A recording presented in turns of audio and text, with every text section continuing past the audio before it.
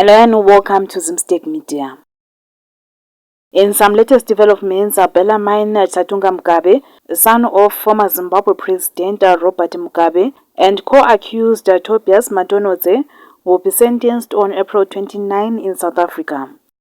The case relates to the shooting of Sipho Mahlangu at a Hyde Park home. Quoted that Mahlangu is owed 400,000 rand in total. 250,000 rand has already been paid, with 150,000 rand still outstanding, according to the investigating officer. Mugabe pleaded guilty to 2 charges of being in South Africa illegally and pointing a firearm. A prosecutor said the firearm charge stems from a separate incident about 2 weeks before the shooting.